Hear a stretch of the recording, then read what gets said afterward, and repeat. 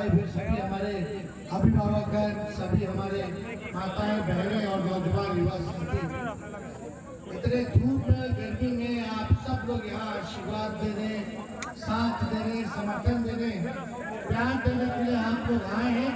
इसके लिए आप सब लोगों को दिल से धन्यवाद देते हैं। आप सब लोगों का स्वागत। ये डॉक्टर साहब ने हड्डी में चोट है, इसलिए बैठ के बोलना पड़ रहा है। डॉक्टर साहब ने बोला जब आपको बेड रेस्ट की जरूरत है, लेकिन सुनो भाई, हाँ सुनिए, ताकत अभी खुद तक बचा के रखो।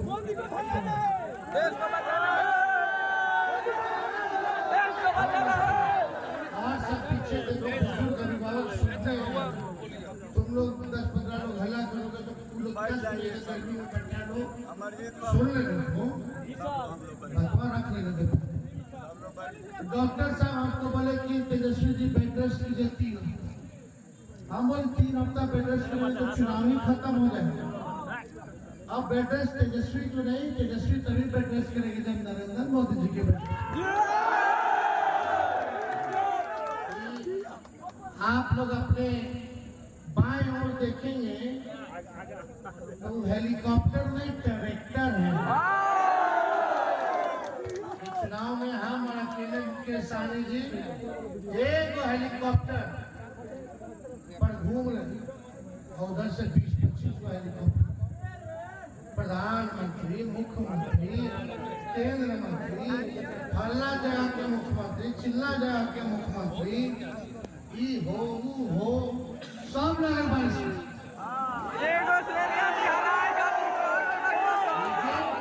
हमारी ट्रैक्टर जो बाकी हेलीकॉप्टर पर खाली। हम लोग काम की बात करते हैं, मुद्दे की बात करते हैं, पढ़ाई, दवाई, सिंचाई। हम लोग नौकरी, महंगाई, बेरोजगारी, ये असल मुद्दा। और भाजपा वालों को खाली हिंदू, मुस्लिम, मंदिर, मस्जिद, देश के संविधान को लोग खत्म करना चाहता है। इसी माई के लाल में दंगे जो हमारे बाबा संविधान को बदल कर ये सब लोकतंत्र को खत्म करना चाहते हैं लोग। और हम लोग संविधान को मानने वाले लोग हैं। हम लोग बाबा अम्बेडकर के अनुयायी लोग हैं। हम लोग किसी भी कीमत पे देश के संविधान को बदलने नहीं दे सकते। ये देश का संविधान है, तभी हम लोगों को ताकत है, अधिकार है और सबको समानता का सम्मान है। इसलिए हम सब लोग एकजुट हुए और एकजुट होकर के सिवान से जो हमारे प्रत्याशी अवध बिहारी चौधरी जी, जो हमारे अभिभावक विधायक भी रह चुके हैं, अभी भी है, मंत्री भी रह चुके हैं, विधानसभा का स्पीकर भी रह चुके हैं। जितना सिवान में प्रत्याशी लोग खड़ा बा, वो सबसे ज्यादा अनुभवी अगर कोई व्यक्ति बा तो बाबा बिहारी। सब लोगों से ज्यादा समझ अगर किसी को है सिवान का, हर एक गांव का, पुरान से लेकर के नया लोग का, तो जानकार आदमी अवध बिहारी चौधरी है।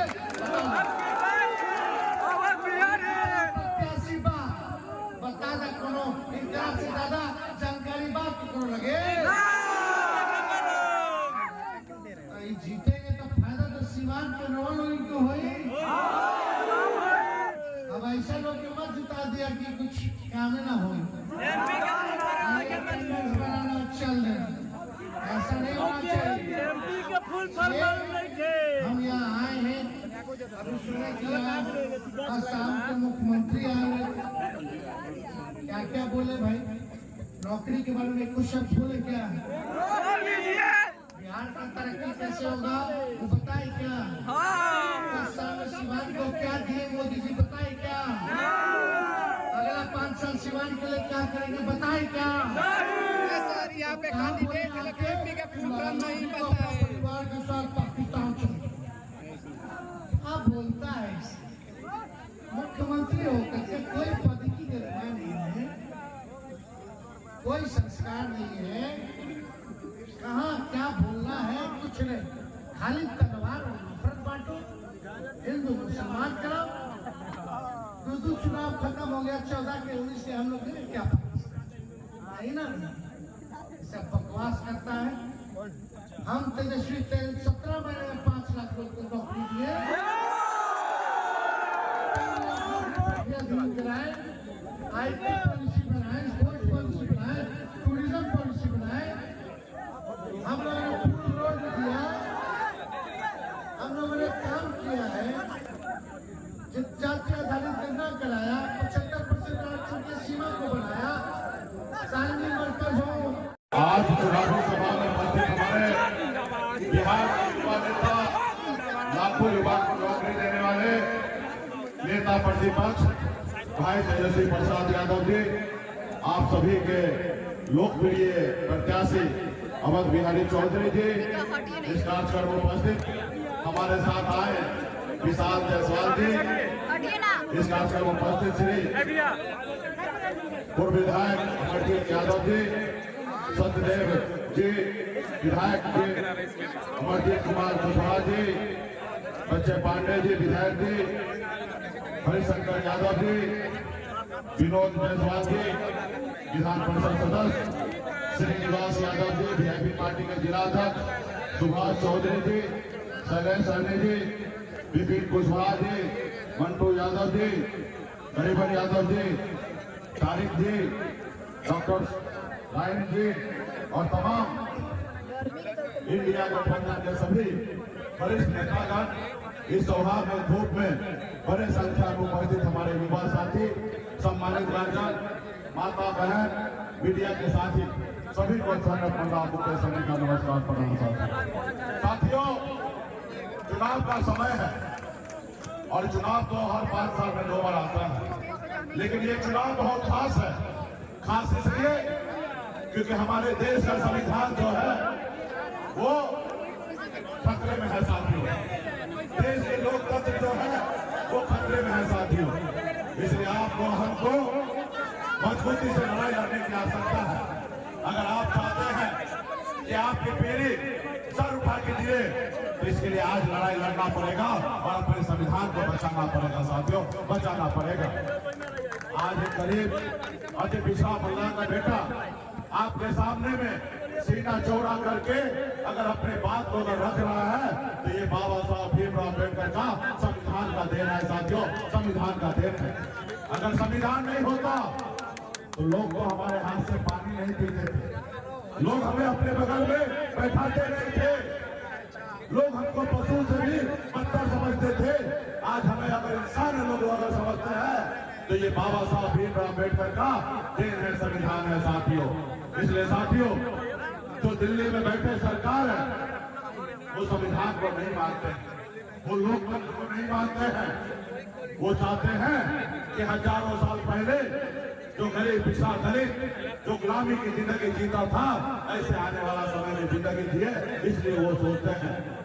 आप बताइए बाबा साहब ने क्या सोचा था कि जो समाज हजारों साल से पीछे है, उन समाज को आगे लाने के लिए उन्होंने आरक्षण का व्यवस्था किया। लेकिन मोदी जी क्या कर रहे हैं, सारे सरकारी संस्था को प्राइवेट के हाथों में अडानी अंबानी को दे रहे हैं, ताकि देश में जितने भी सरकारी नौकरी है वो खत्म हो जाए। आपकी बनी हुई सरकार को अपने पैसे के दम पर वो खरीद लेते हैं, आपका चुना हुआ विधायक को वो पैसे के दम पर खरीद लेते हैं। पैसा कहाँ जाता है? आपने भी देखा कि 16,000 करोड़ रुपए का चंदा मिला मोदी जी को, वो भी व्हाइट में। यानी कि आपको हम चंदा देते हैं, आप हमें चंदा दो, और जो चंदा नहीं देते हैं उसको ईडी सीबीआई का नोटिस भेजकर उनसे चंदा लिया जाता है साथियों, डरा के चंदा लिया जाता है। आप बताइए लोकतंत्र कहाँ रह गया? अगर ऐसा ही रहा तो देश को तो कोई भी कब्जा कर लेगा पैसे के दम पर।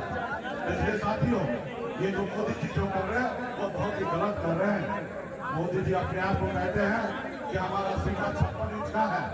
अरे मोदी जी, अगर सीना 56 इंच का है तो जब बिहार आते हैं तो जो 2014 में जो आप भाषण देते थे, हम अच्छे दिन आएंगे, कृपया करके मंच पे से वही भाषण दीजिए, तब जनता बताएगा कि आपका 56 इंच का सीना है या 36 इंच का सीना है।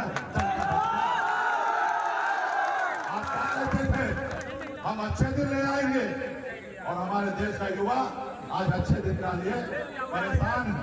आप क्या कहते हैं कि हर साल 2 करोड़ युवा को नौकरी देंगे, किसान को आमदनी को दुगना करेंगे, हर गरीब को पक्का मकान बना के देंगे, विदेश से काला धन लाएंगे, सभी के खातों में पैसा देंगे। मोदी जी कहाँ गया आपका वो वादा? अभी तो सिर्फ आपके पास सिर्फ एक ही चीजें हैं, मंच पे आइए, हिंदू मुसलमान मंदिर मस्जिद सनातन इस्लाम, बस यही। तो साथियों आपको सोचना है, जो नेता अपना 10 साल का हिसाब देने के लिए आना चाहिए, अगर वो धर्म की राजनीति करता है तो आप जवाब दीजिए। साथियों आप जवाब दीजिए। बाबा साहब ने कहा अगर इस धरती पे आए हो सिर्फ खाना खाने के लिए तो तुमको आज ही मर जाना चाहिए। अगर तुम जिंदा हो तो तुम दुनिया को बताओ कि हम जिंदा हैं और कुछ करो। आप साथियों आप सब मानव जाति में जन्म लिए हैं, आपके पास सोचने समझने का शक्ति है, और सोचिए समझिए कि जो नेता आते हैं वो धर्म की बात अगर करते हैं, आपको बांटने की बात करते हैं, भाई भाई को लड़ाने की बात करते हैं, ऐसे नेता को जवाब दीजिए। अभी बिहार में आसाम का मुख्यमंत्री हो या उत्तर प्रदेश का मुख्यमंत्री हो, बिहार आते हैं जोड़ने की जगह वो तोड़ने का काम करते हैं साथियों। इसलिए मैं तमाम हमारे जितने भी युवा हैं इस ग्राउंड में आप सभी से आग्रह करता हूं कि आप सभी के लोकप्रिय प्रत्याशी अनुभवी नेता हमारे अवध बिहारी चौधरी जी हैं, इनका चुनाव लालटेन है, राष्ट्रीय जनता दल के प्रत्याशी हैं। जाति धर्म से सबसे ऊपर उठकर आप मजबूती से इनको चुनाव जिताने का काम कीजिए। ये कोई सिंगल व्यक्ति का लड़ाई नहीं है, ये हमारे देश की लड़ाई है, और जब देश की लड़ाई है तो इंडिया गठबंधन के साथ आकर मजबूती से लड़कर जीतिए, ताकि राहुल गांधी जी का हाथ मजबूत हो और आदरणीय लालू प्रसाद जी का हाथ मजबूत हो, मजबूत हो, ताकि हमारे आने वाली पीढ़ी